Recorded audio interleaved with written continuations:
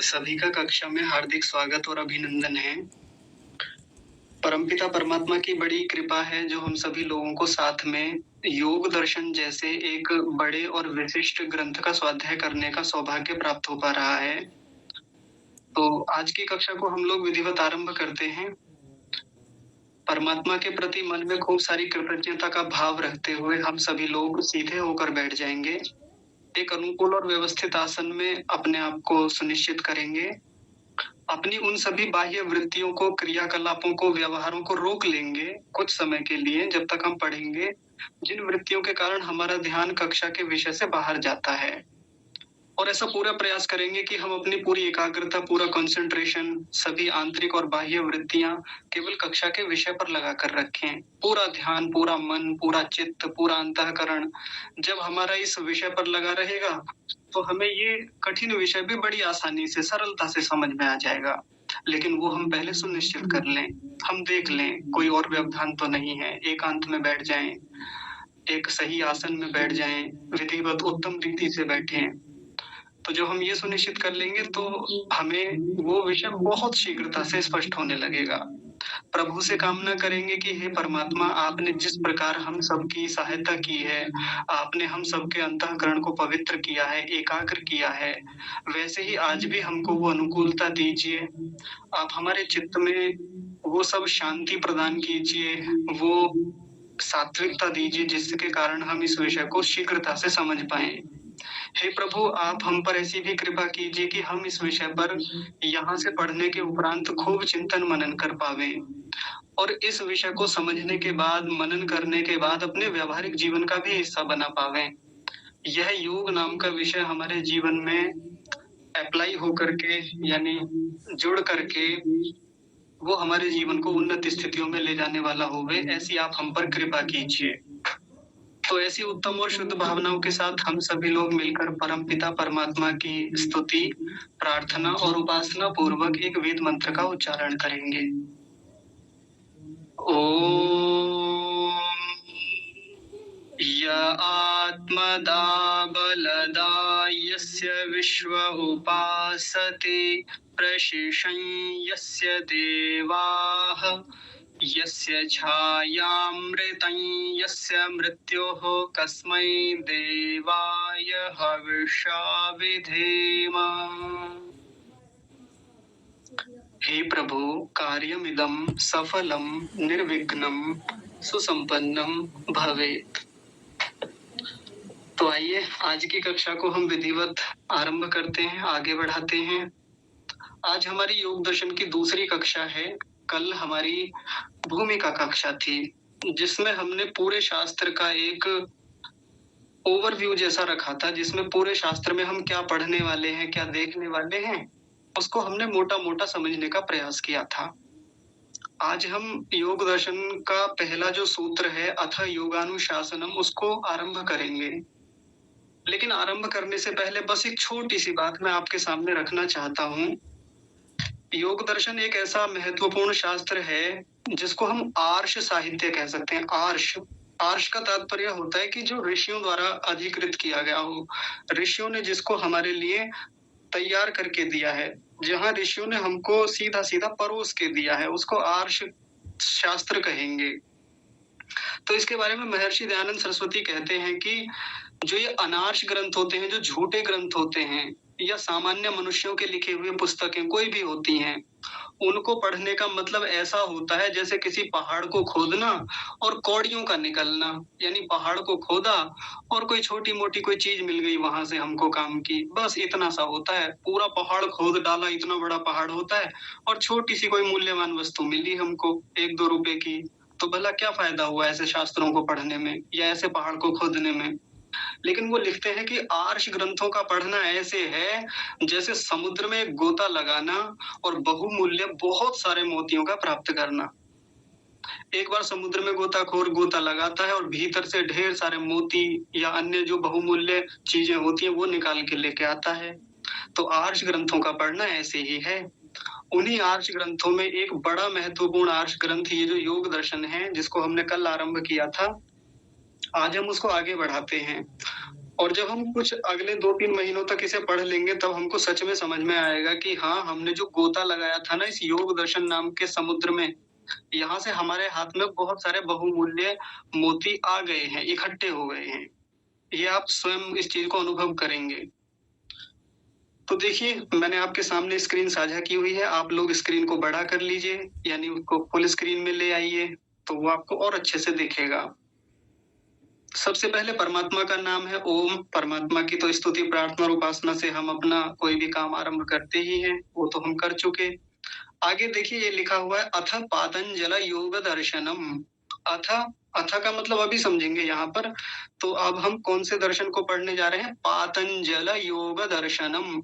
ये पातंजल शब्द का मतलब क्या है? वैसे तो आपने सही नाम सुना है पतंजलि। पतंजलि से बना पातंजल। पातंजल शब्द का मतलब होता है कि जो पतंजलि द्वारा बनाया हुआ है। पतंजलि मतलब पतंजलि ने जिसको अधिकृत किया है, पतंजलि ने जिसको लिखने का काम किया है, उसको कहेंगे पातंजल। जैसे महर्षि कपिल जी ने सांख्य दर्शन लिखा, तो सांख्य दर्शन लिखने के कारण उस सांख्य दर्शन को पता है क्या कहा जाता है? कापिल सांख्य। कापिल बोलते हैं उसको। हाँ, उस व्यक्ति के नाम से। जैसे पांडु के पुत्र होने से उन 5 लोगों को क्या कहा जाता था ना? पांडव कहा जाता था, क्योंकि वो पांडु के पुत्र थे। कुंती का पुत्र होने से अर्जुन को क्या कहा जाता था? कौंतेय। है ना?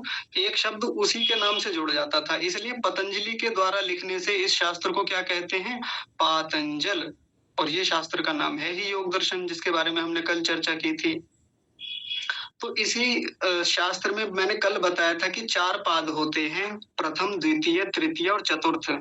तो पहला जो पाद है आज हम उसको देखना शुरू करेंगे। उस वो जो प्रथम पाद है उस पाद का नाम है समाधि पाद। देखिए लिखा हुआ है, मैं थोड़ा बड़ा कर देता हूँ और आपको स्पष्ट दिख जाएगा। ये लिख रहा है ना, प्रथमः समाधि पादः, यानी ये जो पहला जो पाद है उसका नाम है समाधि पाद। आज हम इसी को देखेंगे। और उस पहले पाद में जिसमें मैंने बताया था कि कुछ सूत्र हैं, किसी को याद है कितने सूत्र हैं प्रथम समाधि पाद में? बताइए। 51 हाँ जी, बहुत ठीक है, ठीक। आचार्य जी 51। हाँ जी, बहुत ठीक है, बस ठीक है। आचार्य जी हाँ, बस ठीक है, म्यूट कर लीजिए। तो देखिए इस पहले जो समाधि पाद है इसमें 51 सूत्र हैं। इन 51 सूत्रों में से आज हम पहला सूत्र देखेंगे। पहले सूत्र को पढ़ेंगे। कुछ लोगों को ये समस्या होती है जी, हमको तो संस्कृत नहीं आती, हमको तो उच्चारण शुद्ध करना नहीं आता। तो चिंता मत कीजिए, प्रत्येक जो भी सूत्र आएंगे उनका शुद्ध उच्चारण कैसे किया जाएगा ये मैं आपको बताऊंगा। तो देखिए इसको पढ़ेंगे। जो ये आपको बड़े अक्षरों में लिखा हुआ दिख रहा है, क्या लिखा हुआ है? अथ योगानुशासनम। सबसे पहला शब्द है इसमें अथ। ये दिख रहा है ना, अथ। कुछ लोग इसको बोलते हैं अथ। अथ शब्द नहीं है ये, अथ। अगर यहाँ हलंत होता तब इसको अथ बोलते, लेकिन अभी इसको अथ ना कह के क्या कहेंगे? अथ, क्योंकि थ पूरा है, अथ बोलेंगे। और आगे जो शब्द है वो है योगानुशासनम। योगानुशासनम, शासनम। पहला शलजम वाला जो होता है तालव्य शकार जिसको बोलते हैं, और दूसरा दंतीय सकार जिसको सांप वाला स होता है, सपेरा वाला स, वो वाला। तो दोनों का उच्चारण अलग अलग पता होना चाहिए हमको। योगानुशासनम ऐसा बोलेंगे। तो पहला सूत्र हमने देख लिया क्या है? अथ योगानुशासनम। अब इसका अर्थ देखते हैं क्या है। तो सबसे पहला शब्द इसमें जो अथ है, आज पहले इस अथ शब्द को देखते हैं। अथ का मतलब क्या होता है? ये जब भी किसी शास्त्र को आरंभ किया जाता है तो ये अथ शब्द हम बार बार देखते हैं, बहुत सारे स्थानों पे ये दिखने में आता है। जैसे जब हम लोग व्याकरण पढ़ना शुरू करते हैं तो उसमें महर्षि पाणिनि जी ने 4000 सूत्रों की रचना की। तो उन सूत्रों में जो पहला ही सूत्र है, वो पहला सूत्र क्या है? अथ शब्दानुशासनम। अनम्यूट किसने कर रखा है? हाँ,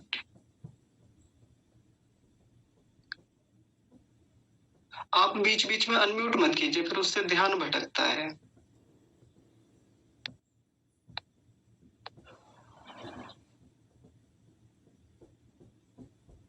जी देखिए, तो ऐसा पर कई स्थानों पर ये अथ शब्द आता है, जैसे सांख्य दर्शन का जब शुरू होता है तो सांख्य दर्शन का पहला सूत्र है अथ त्रिविध दुखात्यंत निवृत्ति अत्यंत पुरुषार्थ, ऐसे करके आता है।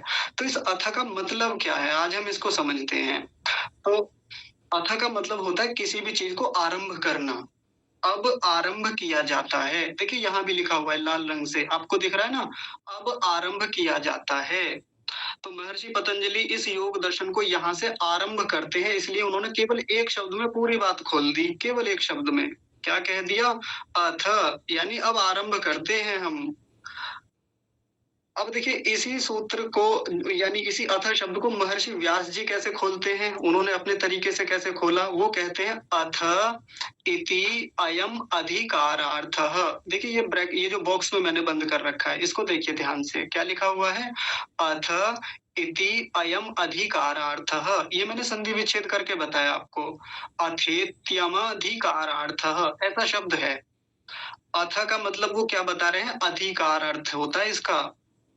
अथ का सीधा सीधा मतलब क्या होता है, अधिकार, अगर शास्त्रीय भाषा में बात करें तो। और ये अधिकार शब्द क्या होता है, इसको समझते हैं। अधिकार शब्द का मतलब ऐसा होता है, जैसे आपने सुना होगा कि ये मेरा अधिकार क्षेत्र है। मान लीजिए एक कोई विधायक है, कोई हमारे क्षेत्र में विधायक बने, उनका अपना एक विधानसभा क्षेत्र है। अब वो कहीं चले गए किसी दूसरे विधानसभा क्षेत्र में और वहां जाके अधिकारियों को हड़काने लगे। तो अधिकारियों ने उनसे कहा, जी देखिए विधायक जी, ये आपका अधिकार क्षेत्र नहीं है, आप गलत दिशा में आ गए हैं, गलत इलाके में आ गए हैं, ये हमारा अधिकार क्षेत्र है, यहाँ हमारा शासन चलता है, हमारा प्रशासन चलता है। आपका अधिकार क्षेत्र तो आपके विधानसभा क्षेत्र में है, यहाँ थोड़ी है, आप वहां जाके बात कीजिए वहां के अधिकारियों से, हमसे क्यों करते हैं, हमको क्यों हड़का रहे हैं यहाँ पे आके। तो अधिकार का मतलब क्या होता है कि हर किसी का अपना एक क्षेत्र होता है, उसी दायरे में रह के वो व्यक्ति काम करता है, जहां कहीं से शुरू होते हैं उसके अधिकार और कहीं जाके खत्म होते हैं, कोई सीमा होती है। वैसे ही महर्षि पतंजलि का तात्पर्य यहाँ ये है कि अब मैं जिस योगानुशासनम या योग दर्शन का मैं आरंभ करने जा रहा हूँ, वो मेरा अधिकार क्षेत्र किसका है, वो योग का अधिकार क्षेत्र है। अच्छा, किसी को भी स्क्रीन नहीं दिख रही, पहले बताइए। दिख रही है भैया, दिख रही है, ठीक है ठीक है ठीक है। शेयर तो है। हाँ, वो मीरा को नहीं दिख रही थी ना, तो उनको, चलिए ठीक है, वो हट गई, फिर से जोड़ेंगे। तो देखिए अथ शब्द का मतलब क्या होता है, अधिकार, यानी महर्षि पतंजलि ये कहना चाहते हैं कि अब मैं जिस योगानुशासन को आरंभ कर रहा हूँ, या अब मैं जिस योग दर्शन को आरंभ करने जा रहा हूँ, उसका अधिकार क्षेत्र है योग का। बस योग की बात करूंगा मैं यहाँ पर, मैं यहाँ फिजिक्स की बात नहीं करूंगा, मैं यहाँ केमिस्ट्री की बात नहीं करूंगा, या मैं यहाँ खगोल विज्ञान की बात नहीं करूंगा, भौतिक विज्ञान, रसायन विज्ञान, जीव विज्ञान में कुछ बात नहीं करूंगा। इस पूरे शास्त्र का अधिकार क्षेत्र क्या है, योग। यहाँ भी बताया इसी सूत्र में, देखिए योग अनुशासनम, यहाँ जो अनुशासन होगा वो किसका होगा, योग का अनुशासन। मुझे लगता है आपको अब ये अथ शब्द अच्छे से समझ में आ गया होगा। एक बार फिर से देखिए, अथ का सीधा मतलब लिख लीजिए अधिकार, और अधिकार का क्या मतलब होता है, कहीं से शुरू होती है कोई चीज और कहीं जाके समाप्त होती है, कोई दायरा है, कोई सीमा है जिसके भीतर रह के बात की जाएगी। आप देखेंगे यहाँ से पहले सूत्र से लेकर और 195वां सूत्र जो समाप्त हो रहा है, वहां तक एक भी बात इस योग से विरुद्ध नहीं करेंगे, कोई और विषय उठा के लाएंगे ही नहीं, केवल इस समाधि को लेके, योग को लेके ही बात चलेगी वहां तक, यानी जो जो बातें योग से जुड़ी हुई हैं। आपको बिल्कुल भी ऐसा नहीं लगेगा कि जी ये बात तो इसमें योग दर्शन में लिखने वाली नहीं थी, ये क्यों लिख दी। तो अथ शब्द का सीधा सा मतलब है कि ये मेरा अधिकार है, अब मैं आरंभ करता हूँ। किसका आरंभ करता हूँ, तो दूसरा शब्द देखिए, वो कह रहे हैं कि अब हम आरंभ करते हैं, या अब आरंभ किया जाता है किसका, योगानुशासनम। योगानुशासनम ये पूरा शब्द है, अगर इसको तोड़ेंगे तो क्या बनेगा, योग जमा अनुशासनम। ये देखिए लाल रंग से लिखा हुआ है यहाँ पर कोष्ठक में, योग जमा अनुशासनम, कि अब मैं किसका आरंभ करता हूँ, योगानुशासनम का आरंभ करता हूँ। तो देखिए इसको आगे महर्षि व्यास क्या खोलते हैं, वो कहते हैं योगानुशासनम शास्त्रम अधिकृतम वेदितव्यम। योगानुशासन का सीधा सा मतलब कहते हैं योग शास्त्र, ये योगानुशासन का मतलब होता है। आप बिना अगर आप बीच-बीच में ऐसे माइक अनम्यूट करेंगे, वीडियो खोलेंगे तो मेरा भी ध्यान उधर जाएगा। सुमन कादियान जी की आईडी से कोई है, वो बार-बार माइक अनम्यूट कर रहे हैं। देखिए व्यवधान होता है ऐसे। आप ऐसे देखते रहिए, उसमें ऐसा क्या है?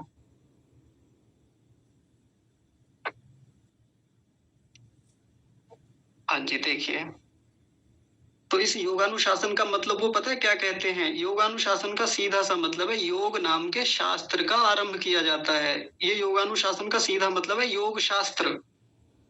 यानी योग नाम का एक शास्त्र हम आरंभ करने जा रहे हैं। अब इसमें जो अनुशासन शब्द है, इसको ध्यान से देखेंगे सभी लोग, बड़े ध्यान से। अनुशासन का मतलब क्या होता है?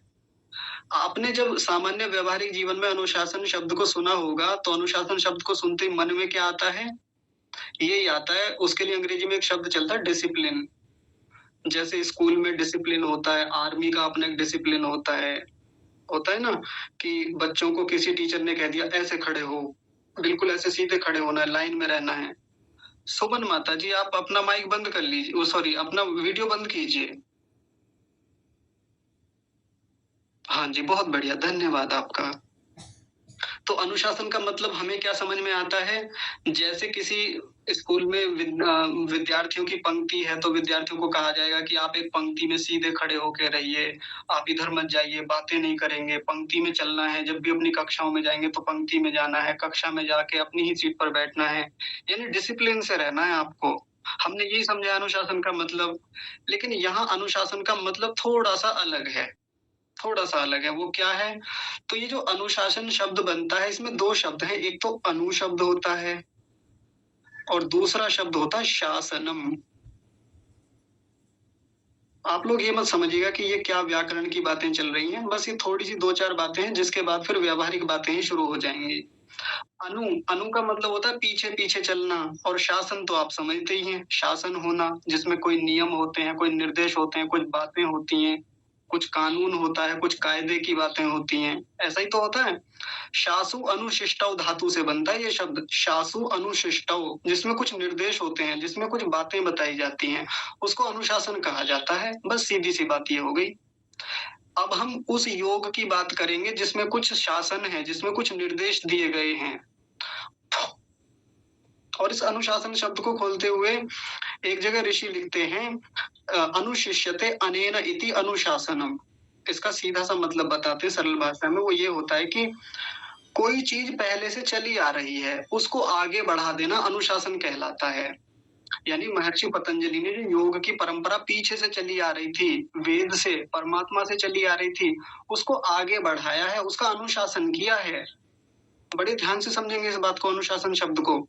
अनुशासन का मतलब वो नहीं होता कि बिल्कुल डिसिप्लिन में बैठना, ऐसे बैठना, सीधे रहना है जी, इधर नहीं झाँकना, उधर नहीं झाँकना। ये हमने समझा ना अनुशासन का मतलब।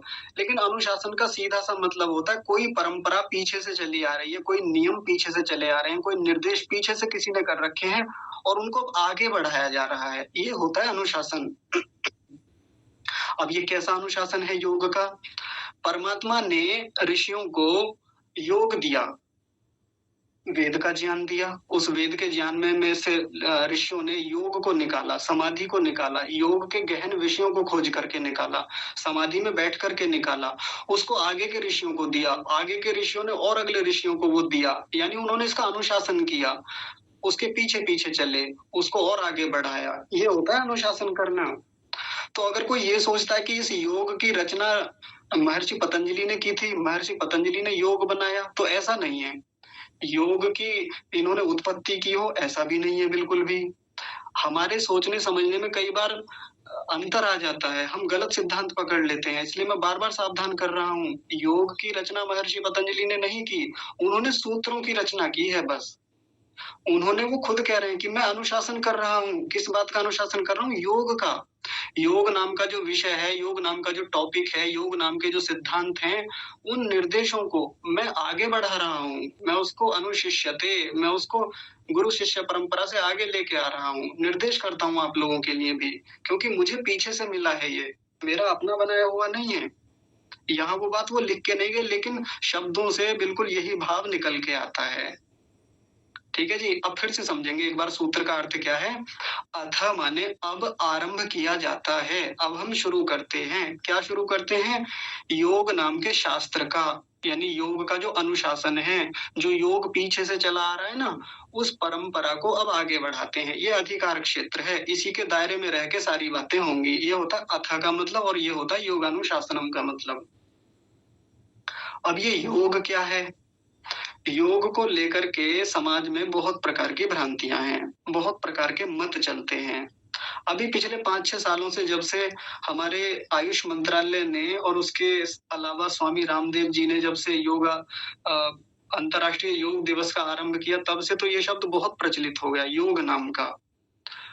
और हम देखते हैं कि जो भी व्यक्ति किसी भी प्रकार से व्यायाम करता है, किसी भी प्रकार से प्राणायाम कर रहा है, शरीर को स्वस्थ रहने के उपाय कर रहा है, हम उसी को क्या कहते हैं कि देखो योग कर रहे हैं, देखो योग कराया जा रहा है, आओ हम भी योग करें। हाँ, वो एक अलग शब्द है, वो एक अलग तरीके से योग को वो लोग लेके चल रहे हैं, लेकिन वास्तव में वो योग नहीं है। मैं किसी की यहाँ पर निंदा नहीं कर रहा हूँ, मैं किसी को ऐसा दोष नहीं लगा रहा हूँ कि कोई उसको गलत रूप में प्रचारित कर रहा है, लेकिन मैं तो वो बात कह रहा हूँ जो यहाँ पर ऋषि कह रहे हैं। देखिए, सीधी-सी स्पष्ट बात है, ऋषि क्या कहते हैं? अगली पंक्ति में ये, जो मैं बॉक्स में बंद कर रहा हूँ ये वाला, क्या लिखा हुआ है? योगः समाधिः, योग तो समाधि का नाम है। सीधी-सी बात है। जब भी योग शब्द हमारे दिमाग में आए तो सीधा-सा एक अर्थ आ जाए हमारे दिमाग में कि योग का मतलब होता है समाधि। अब हम समाज में जो भी देखते हैं जो योग के नाम पे चलता है, तो हम उसका परीक्षण कर लें, हम उसको देख लें कि सामने वाला व्यक्ति जो कर रहा है, जो भी चीज़ें हैं उसके साथ घटित हो रही हैं, वो क्या वो योग है? ये योग के अतिरिक्त कुछ है? अब ये समाधि क्या होती है? इसको भी अभी हम समझेंगे। तो देखिए, एक संस्कृत में एक धातु होती है युज धातु, युज। इस युज धातु के बहुत सारे अर्थ होते हैं। तो युज धातु का एक अर्थ होता है युज समाधौ। हाँ, ये धातु पाठ में आपको एक धातु मिल जाएगी। थोड़ा व्याकरण का विषय, लेकिन आप समझ ले, ऐसे ही मोटा-मोटा भी समझ लेंगे ना तो बहुत स्पष्टता से बात समझ में आ जाएगी। युज समाधौ धातु से ये समाधि शब्द बनता है, ये वाला समाधि। और योग का अर्थ इसी धातु के आधार पे निकाला है ऋषि ने। महर्षि व्यास की बात है, ये मेरी बात नहीं है, ना महर्षि पतंजलि की बात है। देखिए, महर्षि व्यास इस बात को कहते हैं योगः समाधिः, और कौन सी धातु से बना है? युज समाधौ। एक धातु और होती है युजिर योगे। युजिर योगे। कुछ लोग कहते हैं कि योग का मतलब तो जोड़ना होता है या जुड़ जाना होता है। और वो कहते हैं कि इस योग दर्शन में जो योग शब्द आया है ना, इस योग का मतलब होता है जुड़ जाना। तो किससे जुड़ जाना? तो वो लोग पता किस प्रकार से इसकी व्याख्या करते हैं? वो कहते हैं कि आत्मा का परमात्मा से जुड़ जाना ही योग कहलाता है। लेकिन गलत बात है, झूठी बात है। ऐसा पूरे योग दर्शन में कहीं नहीं है। आप 195 सूत्रों को पढ़ेंगे और 195 सूत्रों का व्यास भाष्य देखेंगे। इस पूरी श्रृंखला में, इस पूरे शास्त्र में कहीं भी योग का मतलब जुड़ना है ही नहीं। योग का केवल और केवल एक अर्थ है, वो है समाधि। इस धातु से बनता है, युज समाधौ धातु से। ये धातु तो ली ही नहीं है ऋषि ने। ये भी होती है, युजिर योगे भी एक धातु होती है, लेकिन इस युजिर योगे धातु को बाकी जगह हम अप्लाई करते हैं। युजिर योगे का मतलब होता है कि जहाँ जुड़ जाना होता है, दो चीजें अलग-अलग हैं, उनको जोड़ दिया। दो चीजें इधर रखी हुई हैं, दो चीजें इधर रखी हुई हैं, उन दोनों को जोड़ दिया, 4 हो गए। इसको कहेंगे योग कर दिया, योग हो रहा है ये। लेकिन यहाँ ऐसा कोई योग है ही नहीं इस पूरे शास्त्र में। पूरी साधना पद्धति में योग का मतलब जोड़ना कहीं है ही नहीं। हाँ, ये बात तो ठीक है कि जब हम आगे बढ़ते हैं, जब हम साधना को आगे बढ़ाते हैं, तो उसमें परमात्मा से आत्मा का मिलन होता है, साक्षात्कार होता है, बहुत सारी चीज़ें मिलती हैं आकर के। हम अपने अंतःकरण से जाके जुड़ते हैं, योग होता है, संयुक्त होते हैं वहाँ से। हम अपने उत्तम संस्कारों से युक्त होते हैं, जोड़ते हैं, जोड़ होता है वहाँ भी, योग होता है। लेकिन वहाँ यहाँ जिस योग को ऋषि समझाना चाहते हैं, आगे हम और विस्तार से देखेंगे इस योग शब्द को अभी, वो तो सीधा कहते हैं कि योग का तो एक ही तात्पर्य है और वो है समाधि। बस इतना सा मतलब है। एक और धातु होती है युजिर संयमने, नहीं युज संयमने। ये 3 धातुएँ एक जैसी हैं, युजिर योगे, युज् समाधौ और युज् संयमने। संयम के अर्थ में भी आता है। संयम का मतलब होता है नियंत्रण करना, नियमन करना, अपने मन पर नियंत्रण रखना होता है ना, बिल्कुल वैसा ही। वो भी धातु यहाँ नहीं ली। अगर कोई कहे जी योग का मतलब तो ये होता है कि अपने मन पर नियंत्रण करना, वो भी धातु नहीं है यहाँ पे। हाँ, ये भी बात ठीक है कि यहाँ भी हम मन पे नियंत्रण की बहुत सारी बातें आगे करेंगे, मन को कैसे नियंत्रित किया जाए, कंट्रोल में संयमन कैसे किया जाए, वो सब बातें होंगी, लेकिन वो अर्थ नहीं है। योग का सीधा मतलब होता है समाधि। और देखिए समाधि क्या होती है, तो देखिए उसको खोल रहे हैं। आप देखिए समाधि शब्द पुल्लिंग वाचक होता है, स्त्रीलिंग वाचक नहीं होता। आप ये सुनते हैं ना समाज में कि उसकी समाधि लग गई, उसकी समाधि छूट गई, उसकी समाधि हट गई। स्त्रीलिंग वाचक सुना है आपने? समाधि लगी, समाधि हटी, समाधि गई, समाधि आई, ऐसा ही तो सुना है ना स्त्रीलिंग वाचक, यानी फीमेल जेंडर के रूप में। लेकिन नहीं, ये समाधि शब्द संस्कृत में पुल्लिंग वाचक होता है, इसलिए इसके लिए यहाँ पर क्या सर्वनाम लगाया? स। स माने वह क्या? वह समाधि। तो उस समाधि को खोल रहे हैं, देखिए क्या कह रहे हैं?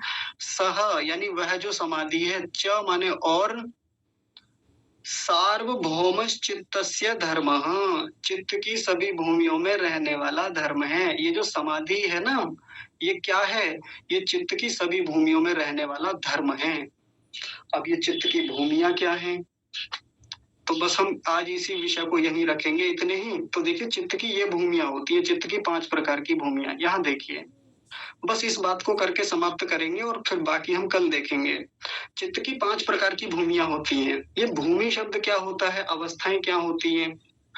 तो जैसे मैंने कल एक उदाहरण दिया था जल्दी-जल्दी, क्योंकि हमारी कल भूमि का कक्षा थी, इसलिए मोटा-मोटा मैं बोल के गया था। मुझे नहीं पता कितने लोगों को याद रहा होगा, लेकिन मैं याद दिला देता हूँ आपको।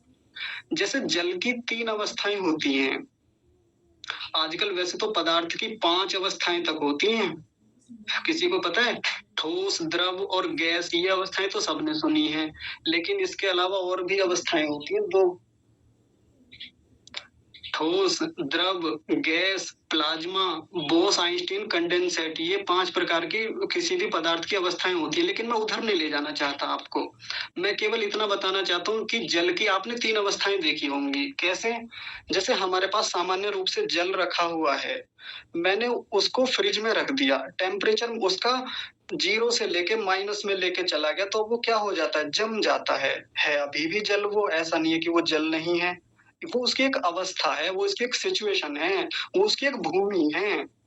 अब मैंने क्या किया, उस जल को थोड़ा-सा गर्म कर दिया, वो वापस से अपनी पूर्व अवस्था में आ गया। अवस्था, अवस्था शब्द को ध्यान रखेंगे।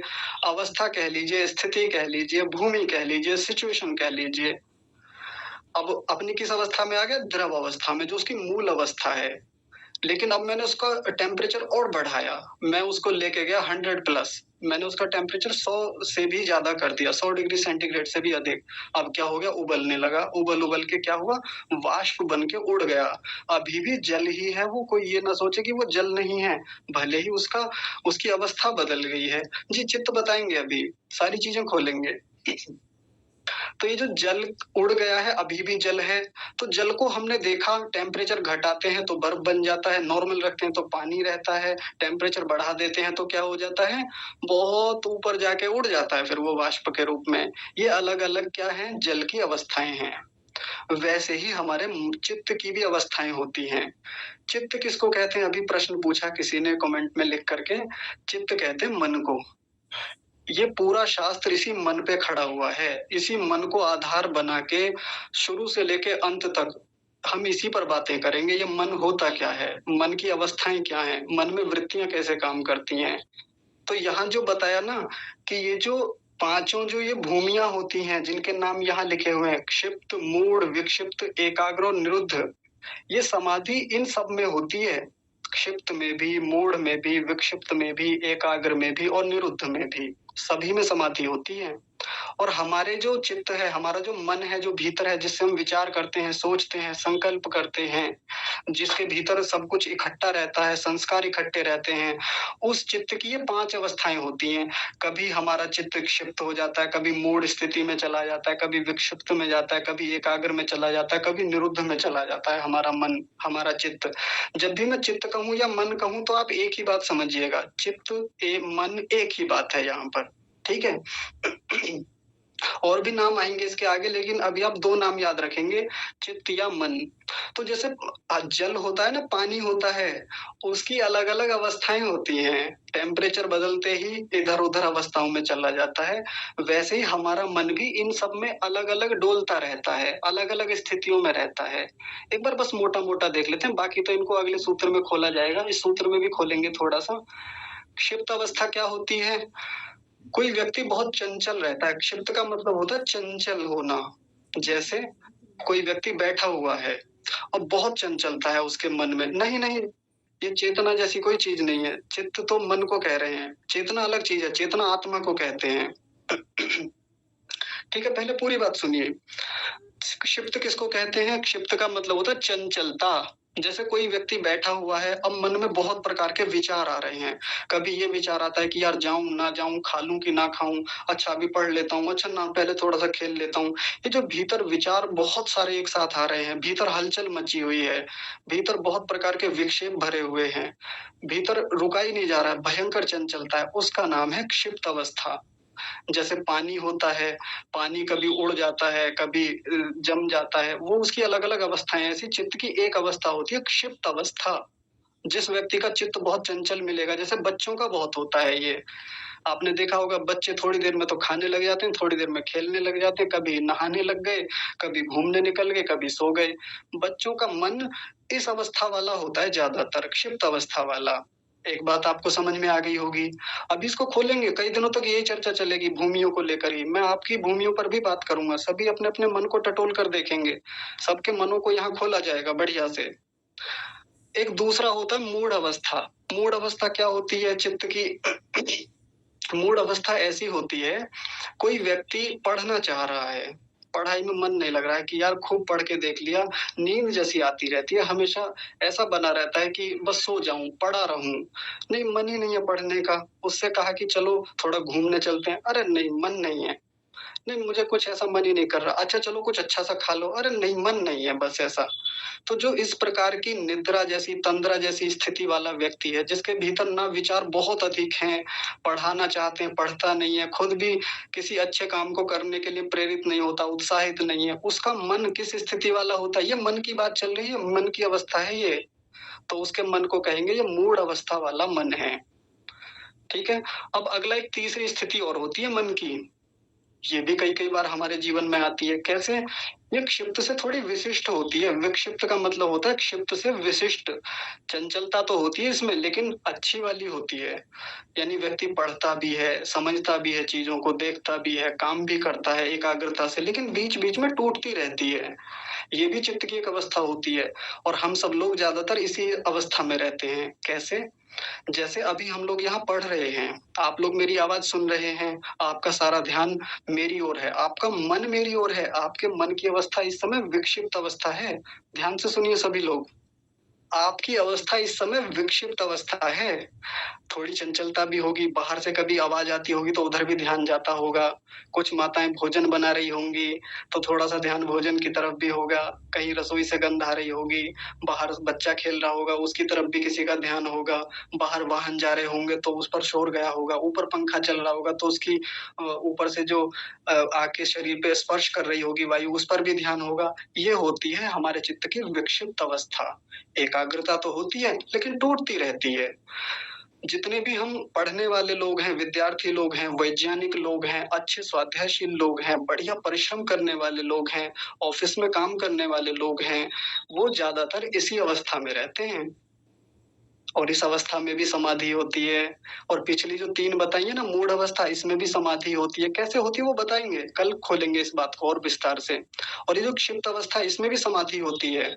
तो अभी तक जो हमने 3 अवस्थाएँ देखी ना, इनमें समाधि होती है सभी में। अब ये एकाग्र अवस्था जो है ये कौन-सी है? एकाग्र शब्द से पता चल रहा है एक जमा अग्र, एक और अग्र इन दोनों को मिलके बना एकाग्र, यानी एक ही विषय आगे रहता है, यानी मन में केवल एक विषय रहता है बस। अगर मैथ उठा रखा है तो बस मैथ ही उठा रखा है चित्त ने। उस समय चित्त केवल मैथ पर चर्चा कर रहा है, भीतर से हमारे मन में केवल गणित ही चल रहा है। अगर मेरे भीतर परमात्मा का चिंतन चल रहा है तो केवल परमात्मा के एक गुण का चिंतन चल रहा है उस समय। इसको कहते हैं एकाग्र अवस्था। लेकिन ये खुली आंखों से नहीं होती, ये चलते फिरते नहीं होती, ये घर के काम करते हुए नहीं होती, ये फोन को देखते हुए नहीं होती। ये आंखें बंद करके विधिवत बैठ के आसन में ये एकाग्र अवस्था तब आती है।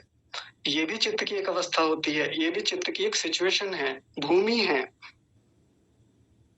ये बनाई जाती है। इससे पिछली वालियों के लिए उतने प्रयास नहीं किए जाते। जैसे एक क्षिप्त अवस्था तो चलती रहती है सबके जीवन में, मूड भी आती रहती है, विक्षिप्त के लिए थोड़ा सा प्रयास कर लीजिए बन जाती है। लेकिन एकाग्र अवस्था ऐसे नहीं आती, अचानक से ऑटोमेटिक नहीं आती, ऐसे स्वतः नहीं बन जाती। इसके बनाने के लिए प्रयास किए जाते हैं। कैसे करते हैं वो प्रयास आगे चर्चा करेंगे। एकाग्र अवस्था को बनाना बहुत आसान है। हम अपने व्यवहारिक जीवन में थोड़े से सुधार कर लेना तो चित्त की ये एकाग्र अवस्था तो बड़ी आराम से बन जाती है। अब एक सबसे अंतिम अवस्था और होती है चित्त की, इसमें भी समाधि होती है। देखिए एकाग्र में भी समाधि होती है और ये अंतिम अवस्था जो है निरुद्ध, इसमें भी समाधि होती है। निरुद्ध अवस्था क्या है? निरुद्ध शब्द के जैसा ही एक शब्द और होता है निरोध। निरोध का मतलब होता है रुक जाना। किसका रुक जाना? विचारों का रुक जाना। जिस अवस्था में मन में कोई विचार ही नहीं है, किसी भी प्रकार की कोई चंचलता नहीं है, किसी प्रकार का कोई विक्षेप नहीं है, किसी भी प्रकार का कोई विचार है ही नहीं। अच्छा मेरी आवाज सर आ तो रही है, मेरी ओर से तो जा रही है आवाज। वेदिका बहन आप फिर से जुड़ जाइए। आवाज ठीक आ रही जी आपकी? हाँ जी हाँ जी, मैं देखता रहता हूँ हमेशा यहाँ पे। अगर मेरी आवाज नहीं जा रही होती ना तो मुझे खुद ही पता चल जाता है। तो देखिए बस अंतिम अवस्था बची हुई है, उसका नाम होता है निरुद्ध। इसके लिए तो बहुत ऊंचे प्रयास किए जाते हैं। ये तो योगियों के स्तर की बात है, लेकिन ये भी चित्त की एक अवस्था होती है। इस अवस्था में किसी भी प्रकार की कोई वृत्ति, किसी प्रकार का कोई विचार, कोई चंचलता, कोई उठापटक भीतर मन में होती नहीं है। ये भी मन की एक अवस्था है। तो जैसे मैंने जल का उदाहरण देके आपको बताया कि जल की 3 अवस्थाएं होती हैं, वैसे ही इस मन की भी 5 अवस्थाएं होती हैं। मन अलग-अलग स्थितियों में, अलग-अलग अवस्थाओं में होता है। हमको किस अवस्था वाला अपना मन बनाना है, उसको हम आगे देखेंगे कल परसों की कक्षाओं में। तो बस मैं एक बात वहीं इसी व्यास भाष्य पर लाकर आपके सामने रखना चाहता हूँ। एक पंक्ति जो अभी हमने देखी, स च सार्वभौमश्चित्तस्य धर्मः। ये जो समाधि होती है, ये चित्त की इन सभी भूमियों में होने वाला धर्म है। धर्म का मतलब होता है गुण है। ये चित्त जो होता है ये धर्मी होता है, गुणी होता है, और ये जो स्थितियां हैं ये मन में रहती हैं। तो समाधि कहीं बाहर नहीं होती, समाधि कहीं दूर की बात नहीं है, समाधि कहीं आत्मा में नहीं होती। बड़े ध्यान से समझेंगे, समाधि कहाँ होती है? मन में होती है। समाधि ईंटों से नहीं बनती, गारे से नहीं बनती, सीमेंट से नहीं बनती। कहाँ बनती है? चित्तस्य धर्मः। ये लिखा हुआ है ना, चित्तस्य धर्मः, सार्वभौमश्चित्तस्य धर्मः। चित्त की भूमियों में रहने वाला एक धर्म है, गुण है, लक्षण है, उसकी एक स्थिति विशेष है। अब आप लोगों को मुझे लगता है ये योग समझ में आया होगा, और इसी को योग भी कहते हैं। योग का मतलब समाधि, और समाधि क्या है? चित्त की अलग-अलग भूमियों में रहने वाला चित्त का एक धर्म है। अभी तो आज मैंने मोटी-मोटी चर्चा रखी है। विस्तार से धीरे-धीरे जब बातें आगे बढ़ेंगी, इन 5 भूमियों को अगले सूत्र में और विस्तार से देखेंगे, तब चीजें और स्पष्ट होंगी और हम सभी अपने-अपने मन की स्थितियों को टटोलेंगे। मैं आपकी सबकी मन की स्थितियों को खोलवाऊँगा यहाँ पे आके, पता चलेगा कि किसका मन किस स्थिति में रहता है। हम अपने परिवार के लोगों को, बच्चों के मन को टटोलेंगे, देखेंगे कि उनका मन किस स्थिति वाला है। हम अपने परिवार के बड़े लोगों को देखेंगे, हम अपने टीचर्स को देख लेंगे, हम अपने अध्यापकों को, आचार्यों को, गुरुओं को देखेंगे, उनका मन किस स्थिति वाला है। हम साधुओं के मनों को टटोलेंगे, देखेंगे उनका मन किस अवस्था में रहता है, समाधि है कि नहीं है तो कैसी है, योग है या नहीं है तो कैसा है। ये देखेंगे अगली कक्षाओं में विस्तार से। तो मेरी ओर से तो खैर आज का विषय यही पूरा होता है। 5 मिनट जी मैं कुछ पूछ सकता हूँ जी? हाँ जी जी बिल्कुल, अब आप पूछ सकते हैं। जैसे आपने जल का उदाहरण दिया जी, क्या इसका मन का कोई आकार भी होता है? नहीं, मन का कोई सुनिश्चित आकार नहीं होता। बहुत सूक्ष्म वस्तु होती है जिसको कहा नहीं जा सकता कि वो आकार है तो कैसा है। ठीक है जी, होता साकार ही है, होता वो भी प्रकृति से बना हुआ जड़ पदार्थ है, चेतन नहीं होता मन। कैसे नहीं होता आगे और समझेंगे, विस्तार से देखेंगे। ओम जी। हाँ जी जी बोलिए। क्या जैसे इसका ऐसा कहते हैं कि जिसकी जो प्रकृति होती है उसकी ऐसी ही गति होती है, तो मन का तो कार्य ही उलझना और विचारों को उठाना, तो क्या हम विचारों को बिल्कुल रोक सकते हैं? मतलब इसके विरुद्ध हम जा सकते हैं मन के? हाँ बिल्कुल, मन को रोका जा सकता है। ये पांचवी अवस्था जो दिखाई थी ना, निरुद्ध अवस्था, इसमें बिल्कुल सारे विचार रुक जाते हैं, ये वाली जो है। और रोकना यहाँ से शुरू करते हैं हम, एकाग्र से। एकाग्र में एक विषय को लाया जाता है, बाकियों को रोका जाता है। जैसे हम साधना करने बैठे, हमने परमात्मा का एक गुण ले लिया, सर्वज्ञ। हे प्रभु आप सब कुछ जानते हैं, बस इसी पर विचार चल रहा है, इसको कहेंगे एकाग्र अवस्था। लेकिन अब आगे ऐसी स्थिति ला दी कि अब उस विचार को भी रोक दिया। अब किसी विषय का कोई विचार नहीं, परमात्मा के किसी भी गुण का चिंतन नहीं, परमात्मा छोड़िए संसार के किसी भी विषय का कोई चिंतन नहीं है। तो वो चित्त की निरुद्ध अवस्था होती है, वहां कोई विचार होता ही नहीं है। और ये बिल्कुल संभव है, होता है, योगियों के साथ होता है, बहुत ऊंची अवस्था है। मतलब मन के प्रकल्पों को रोका जा सकता है? बिल्कुल रोका जा सकता है जी। और उसको प्रकल्प ना कह के उसके लिए वृत्ति शब्द चलेगा। वृत्ति को खोलेंगे, दूसरा सूत्र आएगा, योगश्चित्त वृत्ति निरोधा। वृत्ति को और समझेंगे विस्तार से, बढ़िया से देखेंगे अपनी अपनी वृत्तियों को हम। हेलो आचार्य जी। जी माता जी। नमस्ते आचार्य। तो जब मन को रोका जाए तो ओम का जप तो कर सकते हैं उस समय, कि ओम का जप भी नहीं? माता जी बता तो रहा हूँ, जब ओम का जप करते हैं वो एकाग्र अवस्था होती है, उस समय अच्छा, एक उसके विचार बाद होता है ओम का, उसके बाद उसको भी रोक दिया जाता है। अच्छा अच्छा अच्छा। हाँ, फिर बिल्कुल ओम का भी जब खत्म हो जाए तो फिर तो मन भटकता है। लेकिन वो इतनी सरल अवस्था नहीं होती, वो बहुत ऊंचे स्तर की नहीं अवस्था सरल। है। अच्छा अच्छा। बात करेंगे अभी तो, बहुत विस्तार से बातें होंगी, चिंता मत कीजिए। आपके जितने प्रश्न आ रहे हैं ना, ये शायद अपने आप से दबने लगेंगे धीरे धीरे। अच्छा ठीक है, नमस्ते। अच्छा प्रीति दीदी कुछ कह रही हैं, आपने माइक खोला हुआ है। हाँ, जब ईश्वर का चिंतन नहीं, किसी चीज का नहीं, चारों अवस्थाएं हमने प्राप्त कर ली, निरुद्ध अवस्था है, तो ठीक है अगर हम आंखें ही बंद करके जा रहे हैं, लेकिन कहीं ना कहीं तो कोई ना कोई ऐसा होता है कि मन, मतलब कितना भी हम कंट्रोल कर रहे हैं, लेकिन कोई तो ऐसी चीज होती है कि विचार उत्पन्न होता है। चलो ईश्वर और कहीं ना लगे, तो जैसे भी माता जी कह रही थी कि ओम की ध्वनि अंदर से निकल के आती है, मतलब ऐसा कैसे हो सकता है कि निरुद्ध अवस्था में कैसे पहुंचा जा सकता है? मतलब वो मेरे अंदर क्वेश्चन ना। हाँ देखिए, जब एक योगी अपनी निरुद्ध अवस्था से बाहर आता है तब भी वो चीजों का चिंतन करता है, तब वो फिर निरुद्ध में नहीं रह जाता। ये निरुद्ध तो उसी समय की अवस्था का नाम है जब वो समाधि में बैठा हुआ है, आंखें बंद हाँ, करके। तो कुछ समय के लिए, हाँ हाँ ये है। अभी देखिए, अभी मैंने पूरा स्पष्ट नहीं किया है, गहरा विषय है। आज तो बस एक मोटा मोटा आपके सामने खाका जैसा रखा है, ड्राफ्ट जैसा। अभी तो बहुत कुछ खुलना बाकी है इसमें, धीरे धीरे सभी चीजें क्लियर होंगी यहाँ से। ठीक है, शैलेश अच्छा शैलेश आर्य जी हैं, आप बोलिए।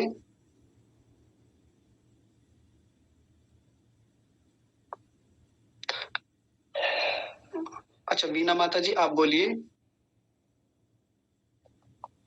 आचार्य जी मैं तो हैंड रेज नहीं की हूँ। आपका हाथ खड़ा हुआ है।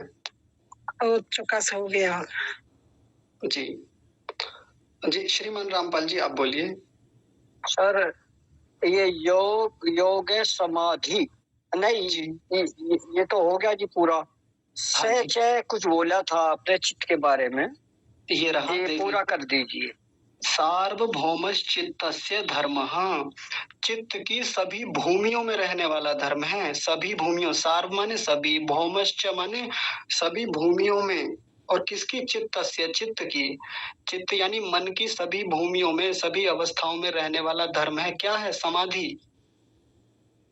ठीक है जी, मैं भेजूंगा ग्रुप में, इसको आप लिख लीजिएगा, अपने हाथ से लिखेंगे तो याद भी रहेगा ये। चलिए तो कक्षा को फिर विराम देते हैं। बाकी प्रश्न तो आपके खूब आएंगे अभी और बिल्कुल उनका स्वागत रहेगा। बातचीत होती रहेंगी हमारी, शंका समाधान भी होंगे अगली कक्षाओं में। लेकिन आज का समय भी पूरा हो गया एकदम ठीक समय पर।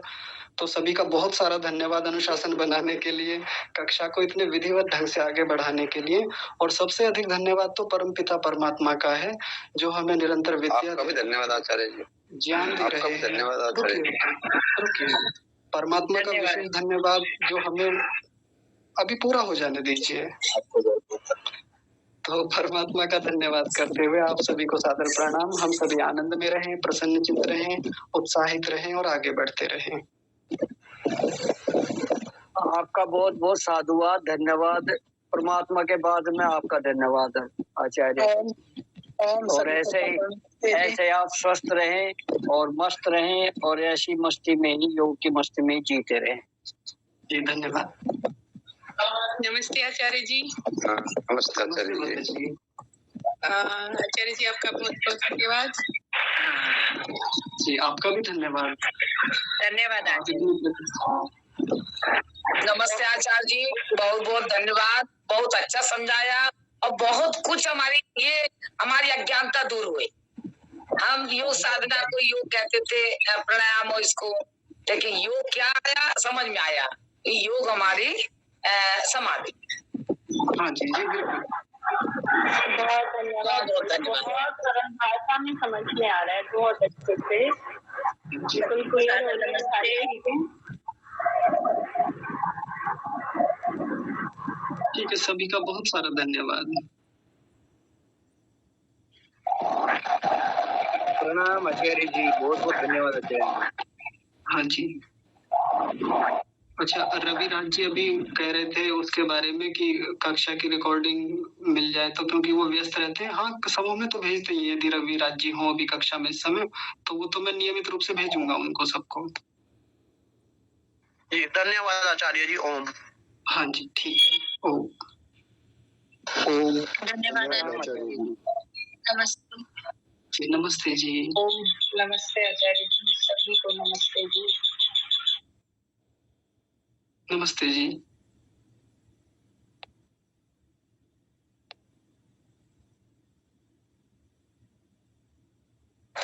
आपका बहुत सारा धन्यवाद मोहित भैया। आज बहुत दिन बाद योग दर्शन के सुखद अनुभव को मैं प्राप्त कर रहा हूँ। मेरे पुराने समय को मैं आज याद कर रहा हूँ, जब आपके साथ में मैं पढ़ा करता था। तो परमपिता परमात्मा आपका और दीक्षा दीदी ने जो ज्ञान दिया है, मैं आप सभी का बहुत बहुत आभार व्यक्त करता हूँ कि वो सुख को आपने मेरे जीवन में पुनः लेकर आए। तो बहुत सारा धन्यवाद आपके लिए और बहुत सारी शुभकामनाएं, और हृदय से आपके लिए खूब सारी प्रार्थनाएं, शुभकामनाएं। जी आपका भी धन्यवाद। इतनी श्रद्धा पूर्वक और इतने सारे कार्यों की व्यस्तता के बाद भी कक्षा को संभालते हैं, संदेश को भेजते हैं, बीच बीच में देखते रहते हैं, और इतना सारा सहयोग देने के लिए भी आपका खूब सारा धन्यवाद। चलिए फिर रखते हैं अभी। सभी को नमस्ते जी। फिर से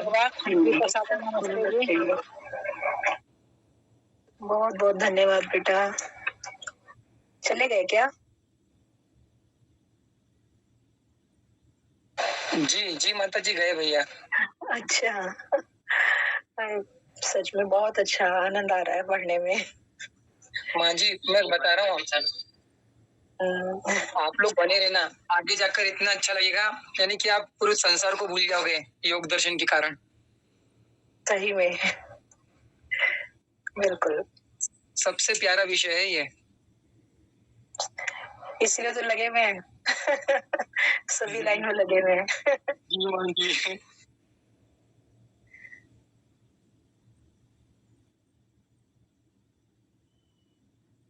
सभी को नमस्ते। नमस्ते जी, मैं भी निकलता हूँ, सभी को नमस्ते हो।